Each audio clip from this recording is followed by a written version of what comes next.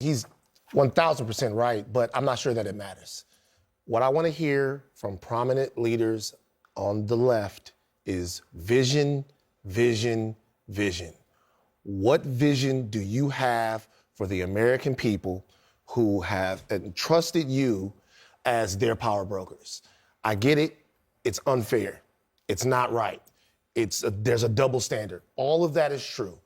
How are we going to get out of this? Vision, vision, vision. And I think if there's one thing that the left, or the Democrats more specifically, are failing at right now, it's not about diagnosing the problem. It's not about looking into the hole. It's about getting shovels to put the dirt back in and tell people how they're going to be able to sleep soundly on that turf. So while I agree with the former president, I agree with President Obama, I just want to hear the Democrats give us the diagnosis for how this is supposed to go. But what is the vision? Like, I think that's what the problem is. I don't think there's an agreement on what the vision should be for the Democratic Party. I think some people think it should be over here to the left, and some people think the party needs to come back to the center. That's how it's always been for both parties. I mean, the Republican Party has the same civil war, and it's going to get a lot tighter right now. We're still living in the Bernie fan, Hillary fan civil war.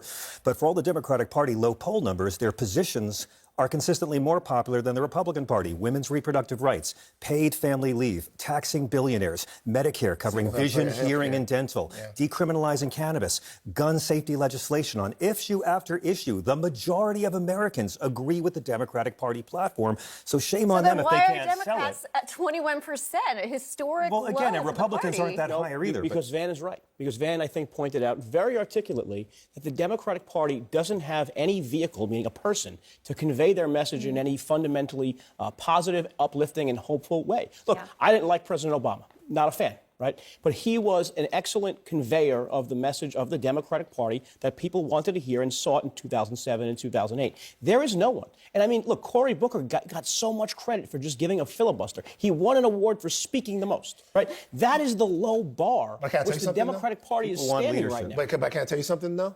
That actually cut through.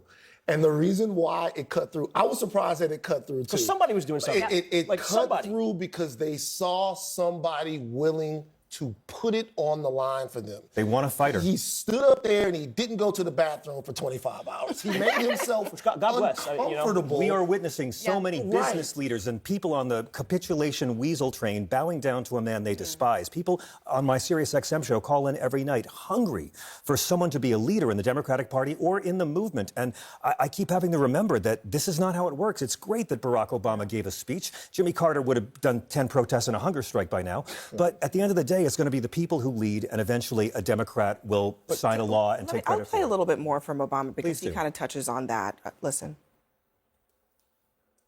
Easy during most of our lifetimes to say you are progressive, or say you are for social justice, or say you're for free speech, and not have to pay a price for it. And now we're at one of those moments where, you know what, it's not enough just to say you're for something. You may actually have to do something and possibly sacrifice a little bit. Yeah, I mean, it's to your point, but I think it's a couple things for Obama and for the Democrats. One, there a lot of performativeness over the last few years probably needs to go by the wayside. But the other thing is that you listed a bunch of issues that are very popular, but Democrats also ignored the other things that are very important to Americans, like the cost of living and you think the Biden administration ignored the cost of living for working class people? Yeah. I mean, that's what the voters say. The voters. That's why the voters voted for Trump. The stimulus, the student loans. Here's what I would say. Cap on insulin? Here's what I would say is the argument that you could make about the Biden administration not understanding the catastrophic effect that inflation would have on the psyche of Americans was that A, they denied that inflation was an issue for a very long time, and B, rather than crafting an economic message, a lot of times they just didn't want to talk about it. I think that's an issue. I think they denied that. I think that they didn't. If they had an economic message, I think that would have broken through. Well, I think that they denied that inflation was an issue specific to America. Thank you. meaning that inflation here was something very insidious that wasn't happening and I get post-COVID that, to the rest of the world. As we were talking earlier in the show about these economic arguments that go over people's heads, they don't care what's going on in the rest of the world. The They reality want is, to know, you know what? I'm they sorry want to know how much food costs, why their housing is so expensive, and do they feel safe in their Absolutely, homes? But the reality is that the